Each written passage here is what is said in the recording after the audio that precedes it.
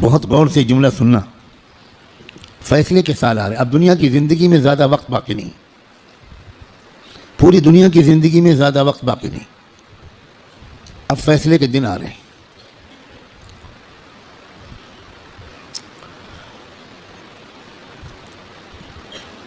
پہلے جیسا اب زمانہ نہیں ہے. ایک ایک دن جو گزر رہا ہے یہ فیصلے کے دن سے ہمیں قریب کر رہا ہے. اور فیصلے کے دن کی جو سب سے بڑی علامت ہے کہ اب فیصلے کا دن قریب ہے وہ ہے فلسطین کے حالات. کیونکہ اب بہت بڑے بڑے واقعات ہوں گے. دجال کی آمد بھی بہت دور نہیں ہے اور حضرت عیسیٰ کے لشکر میں ہم کھڑے ہوں گے.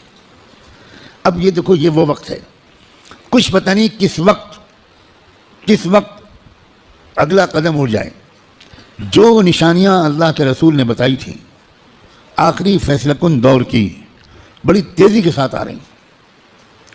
اس میں ایک نشانی یہ تھی کہ بہت بھیانک جنگ ہوگی یہودیوں کے درمیان اور اصلی ایمان والوں کے درمیان. اس لیے جو کچھ اس وقت غزہ اور فلسطین میں ہو رہا ہے اس سے ہر ایمان والے کا ایمان ہزاروں گنا ہر منٹ میں بڑھنا چاہیے، اس لیے کہ وہی ہو رہا ہے جو اللہ کے رسول بتا کر گئے تھے. جس وقت وہ آپ بتا رہے تھے اس وقت تو فلسطین میں کوئی مسلمان تھا ہی نہیں، اور آپ یہ بتا رہے ہیں کہ ایک بھیانک جنگ ہوگی، خطرناک جنگ ہوگی، یہودیوں اور ایمان والوں کے مابین ایک خطرناک جنگ ہوگی. آپ بتا رہے ہیں کہ ایک علاقہ ہوگا جہاں سچے پکے مومن جان دے رہے ہوں گے اور جان لے رہے ہوں گے، قربانیاں دے رہے ہوں گے. مسجد اقصیٰ کی حفاظت میں نوجوان جوک در جوک شہید ہو رہے ہوں گے.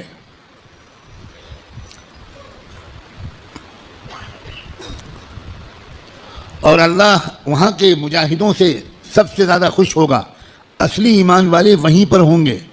یہاں تک کہ جب صحابہ نے پوچھا کہ یہ لوگ جن کے بارے میں آپ کہہ رہے ہیں سچے پکے مومن یہ کہاں ہوں گے، آپ نے فرمایا یہ بیت المقدس اور اس کے چاروں طرف ہوں گے، مسجد اقصیٰ اور اس کے چاروں طرف ہوں گے. بالکل ٹھیک وہی جو کچھ آپ نے فرمایا تھا اس وقت وہاں ہو رہا ہے. ہم لوگ اسی زمانے میں ہیں. آپ اس سے خوش ہوں یا آپ اس سے ناراض ہوں، ہم کو اللہ نے وہی زمانہ عطا فرمایا جس میں ہم اپنی آنکھوں سے اللہ کے رسول کی بات کو سچا پکا ہوتا ہوا دیکھ رہے ہیں.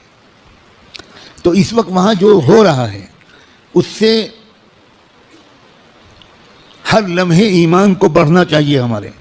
یہ ہمارا ایمان کی مضبوطی کے وجہ لوگ الٹا سمجھ رہے ہیں. یہ جو کچھ وہاں پر ہو رہا ہے اس سے خوف اس کے دل میں آ رہا ہے جو سمجھا ہوا نہیں ہے، ڈر وہ رہا ہے جو سمجھا ہوا نہیں ہے. لیکن جو سمجھا ہوا ہے قرآن و حدیث کو، اللہ کے رسول کی باتوں کو، وہ یہ کہہ رہا ہے کہ یہی تو وہ فرمایا تھا اللہ کے رسول نے، جو ہو رہا ہے وہی ہو رہا ہے جو اللہ کے رسول فرما کر گئے تھے. اس کا مطلب یہ ہے کہ آپ کی نبوت برحق ہے، آپ سچے رسول ہیں. آپ نے اس وقت یہ فرمایا تھا جب اس کے کوئی آثار نہیں تھے. اب آپ نے جو آئندہ کے بارے میں فرمایا تھا کہ جو ہوگا، جب وہ ہو رہا ہے اور پچھلے 6 مہینے سے ہو رہا ہے بلکہ پچھلے 75 سال سے ہو رہا ہے جو اللہ کے رسول بتا کر گئے تھے، تو اس کے بعد میں جو ہوگا اس مقابلے کا آخری انجام، اس کے بارے میں اللہ کے رسول نے جو کچھ فرمایا وہ بھی یقیناً ہو کر رہے گا. اور وہ کیا ہوگا؟ وہ یہ ہوگا کہ اللہ کے کلمے کا بول بالا وہاں سے پھیلنا شروع ہو کر پورے عالم کی ہر کچی پکے گھر میں اللہ کا کلمہ داخل ہوگا. پوری زمین پر انصاف کا نظام قائم ہوگا، اللہ کا حکم چلے گا، باطل ٹوٹے گا، حق کا غلبہ ہوگا. ایمان والوں کو اللہ تعالیٰ عزت، حکومت، اقتدار، طاقت، غلبہ دیں گے، ان کی قربانیوں کے انعام کے طور پر ضرور دیں گے. اور پھر دجال کا قتل ہوگا، دجال سے چھٹکارا ملے گا.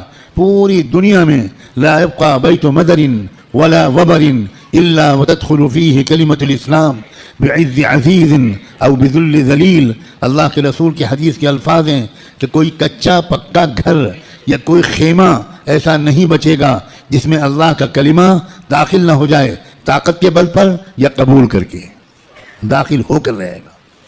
اس لیے لوگوں، یہ بہت چوکنا رہ کر جینے والا زمانہ ہے۔ اگر اسی طرح غفلت میں رہے جس طرح اب تک جی رہے ہیں تو ہمیں خبر بھی نہیں ہوگی، اور اللہ کی طرف سے فیصلہ ہو چکا ہوگا کہ اس نالائق، فاسق، فاجر، خطاکار، گنہگار مسلمان کو میں دجال کا ساتھی بناؤں گا۔ یہ امام مہدی کا ساتھی نہیں بنے گا، یہ حق کا ساتھی نہیں بنے گا، یہ سچ اور انصاف کا ساتھی نہیں بنے گا، یہ مظلوموں کا خادم نہیں بنے گا، یہ ظالموں کا ایجنٹ بنے گا، یہ ظالموں کا مخبر بنے گا، یہ ظالموں کا دلال بنے گا، 4 پیسے کے لیے تھانے پہ جا کر مخبری کرے گا۔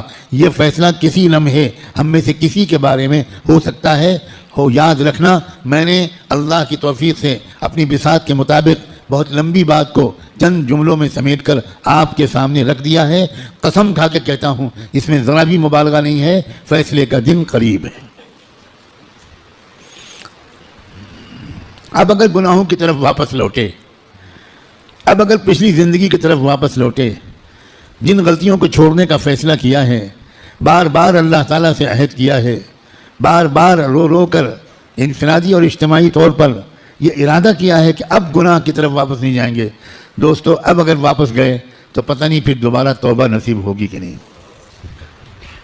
کیونکہ یہ جو دن اب آ گیا زمانہ، اس زمانے کو پہچاننا علماء کا فرض ہے۔ علماء کی ذمہ داری ہے کہ وہ اس دور کو پہچانیں۔ پچھلے دور کی روایتی باتوں سے کام نہیں چلے گا، اب آپ کو اکابر علماء کے پاس رہنا پڑے گا، کچھ مہینے گزارنے پڑیں گے، تربیت لینی پڑے گی، ان کا اعتماد حاصل کرنا پڑے گا۔ جب اعتماد ہوگا تب وہ آپ کو خاص باتیں بتائیں گے، تب وہ آپ کو اپنے سینے کا علم منتقل کریں گے، تب آپ کو وہ امانت سونپیں گے، آپ کو ایک ذمہ داری سونپیں گے کہ بھئی کس طرح امت کے عوام اور خواص کو، امت کے مردوں اور عورتوں کو، اور خاص طور پر امت کے نوجوانوں کو کس طرح سنبھالنا ہے۔ سب سے زیادہ بنیادی بات اس وقت مجھ کو اپنے سے بھی کہنی ہے اور آپ سے بھی، وہ ہے استقامت۔ اب جمنا ہے، کہو انشاءاللہ۔ اب تقوی پر جمنا ہے، اب اللہ کی اطاعت پر جمنا ہے، اب گناہوں سے دور رہنا ہے، اور جیسے کوئی غلطی ہو جائے سب کام چھوڑ کے اللہ سے معافی مانگنی، دیر نہیں کرنی، کیونکہ پل پل یہ خطرہ ہے۔ جو واقعی زمانے کے تقاضوں سے واقف لوگ ہیں، وہ ہر وقت ان کا دل اس وقت فلسطین کی طرف لگا رہتا ہے، اور اس لیے کہ وہ بار بار تازہ ترین وہاں کی خبریں جاننا چاہتے ہیں کہ کہیں دجال آ تو نہیں گیا، کہیں کوئی ایسا دعویٰ تو نہیں ہو گیا۔ یہ غفلت کے ساتھ زندگی کے دن نہیں ہیں، غفلت کے ساتھ گزارنے والے دن نہیں ہیں، یہ بہت ہوشیاری کے دن ہیں۔ اور یہ بھی یاد رکھنا، الٹے سیدھے مقرروں اور مولویوں، الٹے سیدھے جو اپنے آپ کو عالم کہتے ہیں اور ہیں وہ جاہل، ان کی باتوں کے چکر میں مت آنا۔ وہ طرح طرح کی باتیں تم کو بتا کر تم کو غلط راستے پر لے جائیں گے۔ جو سچے پکے اکابرین ہیں، بڑے بڑے بزرگوں کی صحبت یافتہ، قرآن مجید کے مفسر، قرآن کو گہرائی سے سمجھنے والے، اللہ کے رسول کی منشا کو سمجھنے والے، پوری زندگی کے 24 گھنٹے اللہ کے دین کی خدمت میں گزارنے والے، جن پر وقت کے سارے بزرگوں نے اعتماد کا اظہار کیا، ان کی بات ماننا ہے۔ ورنہ سوشل میڈیا پہ جاؤ تو 50 انجینئر ملیں گے، اور 50 ڈاکٹر ملیں گے، اور 50 طرح طرح کے لوگ ملیں گے جو اسلامی پروگرام چلا رہے ہیں۔